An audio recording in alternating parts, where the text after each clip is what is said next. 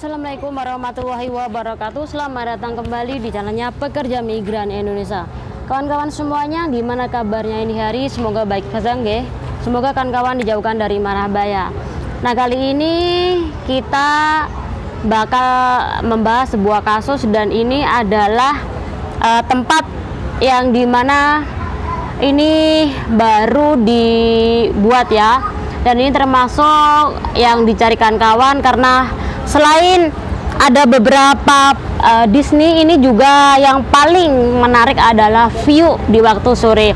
Jadi kawan-kawan nanti kalau pengen tahu gimana jalan rutenya menuju tempat ini, silahkan nanti komen, oke? Nah, kali ini kita bakal membahas sebuah kasus dari kawan kita yang dimana ini kasusnya complicated banget ya. Ada anak baru yang bekerja di majikannya, dan itu memiliki 2 CC. Banyak banget permasalahan dan problemnya.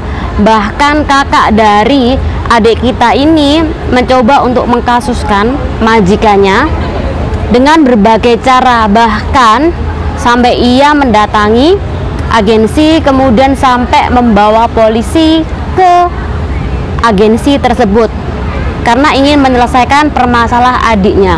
Gimana dengan kasusnya? Kawan-kawan simak videonya sampai habis hanya channel ini. Oke,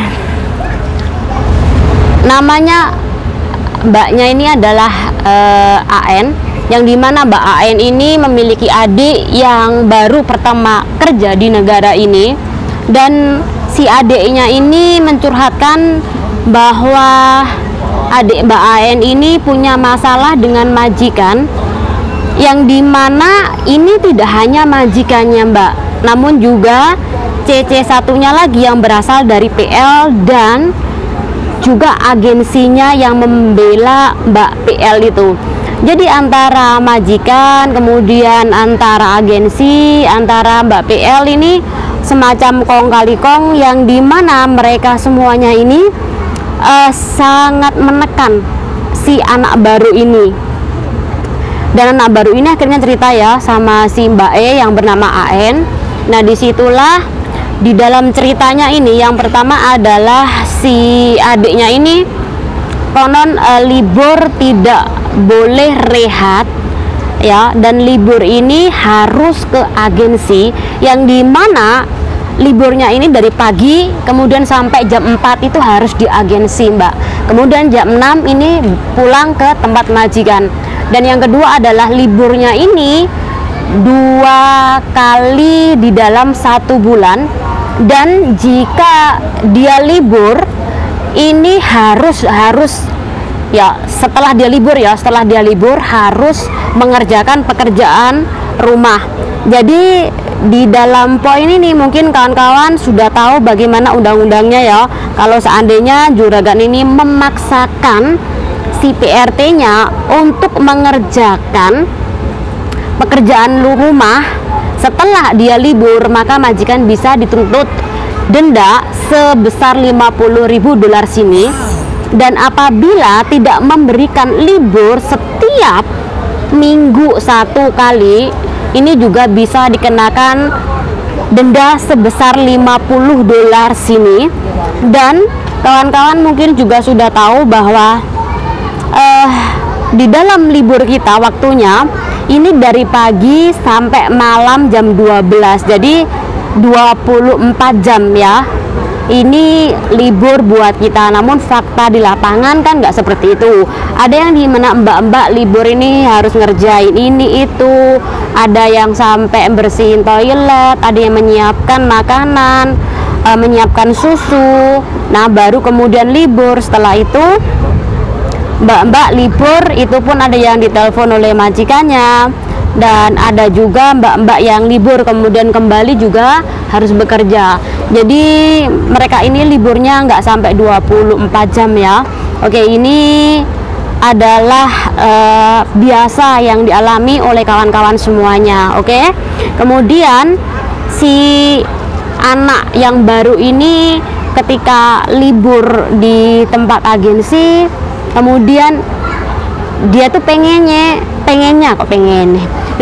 itu nggak pengen libur ke agensi Mbak, pengennya dia ini kalau libur ya udah jalan-jalan beli barang beli barang untuk keperluan si si adik ini, yang dimana kalau dia beli barang buat kebutuhan 2 minggu ke depannya.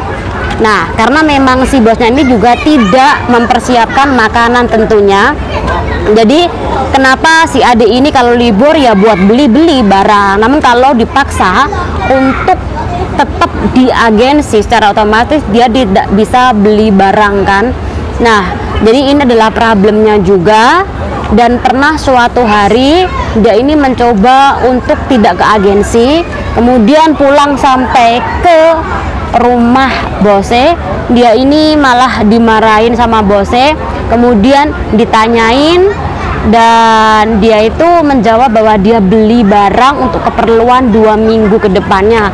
Namun antara si Mbak PL, kemudian si majikan dan anaknya bosnya ini malah ngetawain si adik baru ini ya, sehingga dia juga menuduh, atau mereka menuduh ini si adik ini berbohong karena orang katanya beli makanan, dikirain jalan-jalan atau mungkin ketemu sama seseorang ya. Jadi antara anak bos, kemudian bos sama Mbak PL ini sama-sama bersekongkol, dan orang katanya Mbak PL ini pinter banget di dalam merayu, dan si bosnya ini tunduk banget terhadap Mbak PL.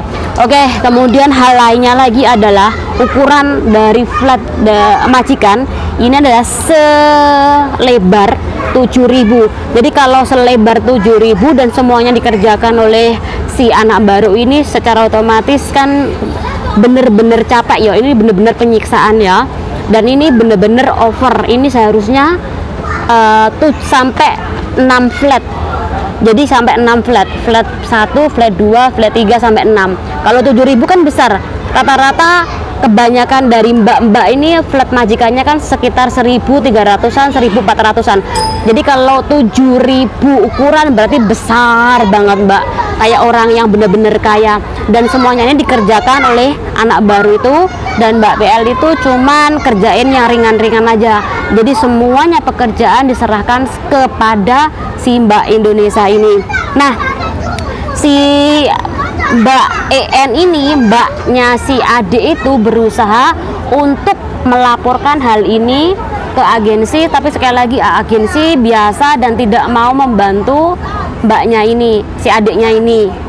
Jadi ketika si agensi tidak mau membantu, secara otomatis akhirnya si Mbak AN ini berusaha untuk melawan 3 lapisan, yaitu agensi, Mbak PL, dan juga majikannya ya. Walaupun sudah dipanggil polisi, namun tetap aja bahwa diharap jangan sampai melibatkan agensi. Padahal tentu dia harus melibatkan agensi, karena bagaimanapun kalau masih di dalam proses dan masih membayar tanggungan, berarti agensi harus terlibat di dalam semua ini ya. Jadi sekali lagi aku setuju, sebentar.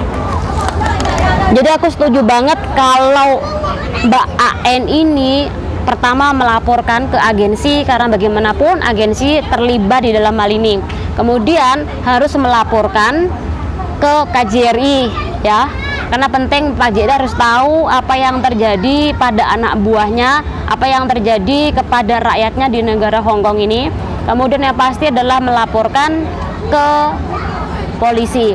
Namun yang harus kawan-kawan ketahui adalah usahakan semuanya harus ada bukti. Itu kenapa penting banget yang namanya catatan. Apa yang terjadi di dalam rumah majikan kemudian dicatat. Apalagi si adik ini memiliki Mbak AN yang tentu bisa bahasa, apalagi yang sudah lama bekerja di negara ini bisa dikasuskan. Jadi silakan langsung datang ke Lebor untuk mengkasuskan perkara ini. Setelah itu nanti adanya persidangan, walaupun cuma nunggu beberapa saat tidak apa-apa. Yang penting adalah ada bukti dan harus melaporkan. Jadi penting banget namanya catatan, melaporkan, dan yang pasti ada yang menghandle kasusnya. Dan yang terakhir jangan lupa beritahu imigrasi, beritahu pihak KJRI tentang kasus ini, karena bagaimanapun juga KJRI harus tahu kelakuan dari majikan ini, kemudian harus tahu bagaimana kelakuan dari agensi. Dan yang terakhir yang saya baca, Mbak AN ini sekali lagi membantu adiknya, dan Mbak AN ini menyebutkan bahwa nama agensinya adalah awalannya S dan tempat dari agensi ini di Nurpoint. Nah, kawan-kawan, oke, kawan-kawan, jadi dimarahin karena nggak boleh duduk. Dan sekali lagi terima kasih. Intinya adalah ini adalah agensi S dan tempatnya di Nurpoint. Nah, kawan-kawan semuanya, mungkin dengan melihat video ini sedikit saja, kan sudah tahu bagaimana kalau ada yang kasus yang sama. Jadi usahakan kalau ada kasus yang sama jangan pernah takut dan bikinlah catatan, karena ketika Anda bikin catatan apapun ini bisa dikasuskan karena kawan-kawan ada bukti. Sekali lagi usahakan untuk mendapatkan dukungan dari orang yang benar-benar bisa bahasa, nggih. Kalau kawan-kawan mendapatkan dukungan dari orang yang bisa bahasa, jadi bisa mempermudah pengajuan dari kasus Anda. Semoga dengan ini kawan-kawan paham dan bermanfaat tentang penjelasan ini. Kasus ini bisa jadikan pelajaran, dan channel ini undur diri. Wassalamualaikum warahmatullahi wabarakatuh. Bye.